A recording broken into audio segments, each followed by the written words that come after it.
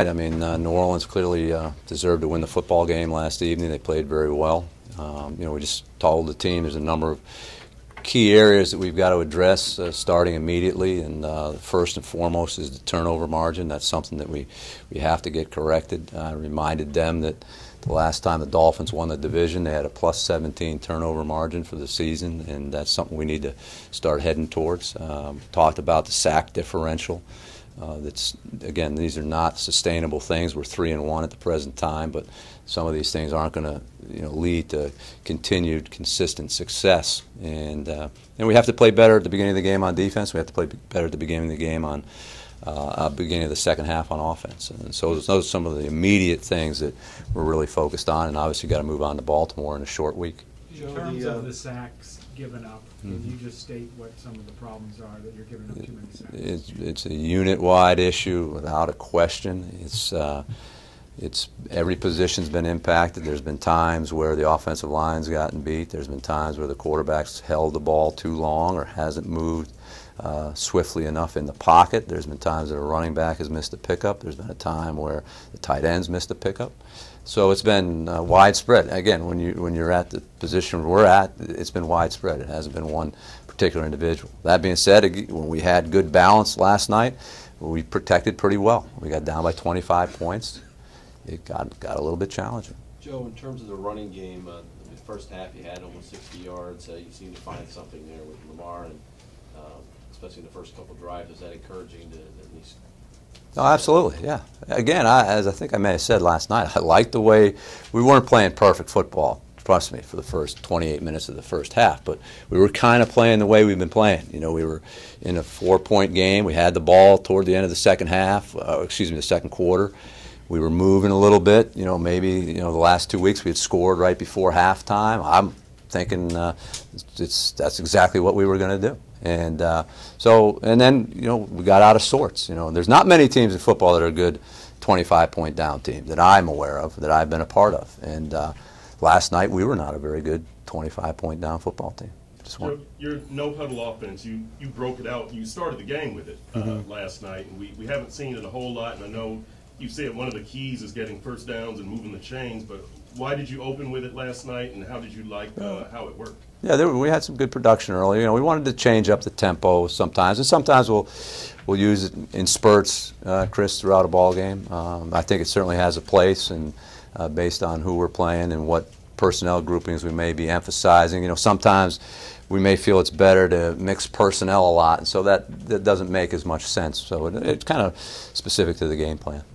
Joe's the first time Ryan Samuels had a pretty awful game this season. To say it mildly. Pretty awful. Okay.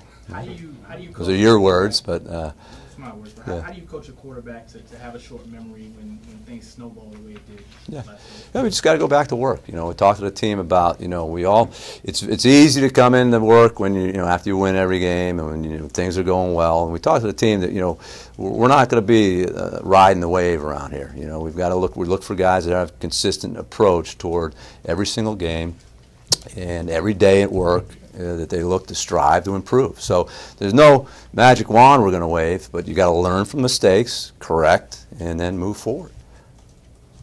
What did Soliai show you in pregame to justify your confidence he can play, and how good was he in the game? Well, it was more than pregame. He practiced well the days he practiced, Andy. So that gave us confidence that he was going to be ready to play, and he did a nice job. What did you see out of with Wake out of the lineup, out of Shelby and Andre? Those guys did a good job. They stepped up. Derek played well. OB had a sack and did some good things. Had some nice contributions from that. How would you assess the pass defense now that you had a chance to look at it on the film? Yes, it's not good enough. Not even close. I mean, we gave them too many good. They executed well. I give them credit. They certainly executed well, but we made it too easy on them. There's no doubt about it. It has to be better. It's not good enough. Joe, the decision to go with Daniel Thomas late in the game, I think Lamar had one carry for 5 yards in the second half. I know you were down, couldn't run a whole lot. But why? A little more pass protection related than anything else, Chris. As you mentioned, we didn't have a lot of rhythm and balance, and we just couldn't afford to really at that stage of the game. So there was nothing that Lamar did or didn't do. Mike Wallace's involvement in the game last night, he didn't have a whole lot of targets. But what did you think about his contribution and how involved he was? I thought he had 7 targets, if I'm not mistaken, which might have been second on the team. I could, again, I don't have the stats in front of me, but I'm pretty sure that's accurate. And yeah, make sure I'm right there, Chris. Double check me. Make the coach wrong in front of everybody. Go ahead, hurry up. 7 targets. Oh, geez, 7 targets. Yeah. 10 seconds. And second, yeah, very good. Yeah, there you go. Nice try. I'm glad you were trying to get me there. But yeah, I thought he played well. You know, there was a couple of opportunities. You know, it was a close. You know, the vertical throw was a competitive throw, and you know, a competitive effort. And the guy made it. You know, a good play on the ball. And but I thought he's doing well. How are he and Ryan working together? Is that still a work in progress in your mind? Yeah, I mean, it's sure a little bit. I mean, it's still only 4 games, and but they're working well together. They're communicating well together on the side. I think we've had good communication when they come off the field. The quarterbacks and receivers getting on the same page, and obviously that's a function of practice as well. But you do expect that to get better. Yeah, absolutely, absolutely. On the long throw there to Mike Wallace, did Ryan underthrow that? It's close. It was a competitive throw. You know, we kind of classify things as a great throw, a competitive throw, a poor throw. I think it was a competitive throw. There's always room for improvement. Tannehill now leads the league in fumbles. Mm-hmm. Do you actually use those words with him, and how do you correct them? Yeah. Well, he has to do a better. He has to go down and slide the one that he fumbled yesterday, and then his awareness in the pocket has to be better. At times, it's not. He has good awareness, but there's been times in games where he has to do a better job protecting the football. There's no doubt about it. That's not. That's not acceptable either. Just like the pass defense wasn't putting the ball on the ground in that situation when we're moving the ball, you can't do that. I know you can't emphasize the turnover differential enough, but how do you get it through the team, especially after a night like that? Yeah. Well, again, that was the first point I made in the meeting, and I told them that we're the only team in football. I may have already said this once, but we're the only team in football that has a winning record and a minus turnover margin. So we made that abundantly clear. That's not sustainable over, we can't do that.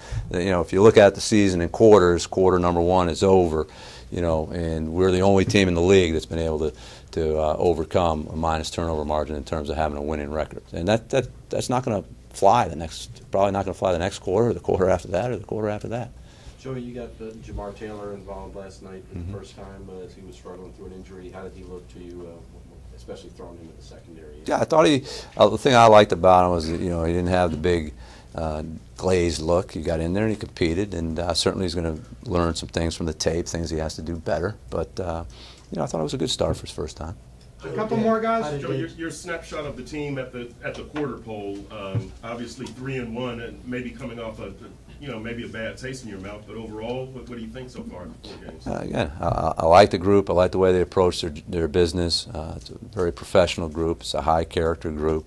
We're not unlike a lot of other teams in the National Football League in that we don't have a big margin for error. I think that showed up last night. When we're playing a good team, we have to play better. We have a lot of things we need to work on. But again, I think that's commonplace for 4 games into a season. Steve, last one. How did Deion Jordan play last night? Yeah, he did okay. He did some good things. He's getting more comfortable, more repetition, more football shape, so to speak, and more familiar with the techniques and fundamentals that he needs to utilize on a consistent basis. So there were some good signs.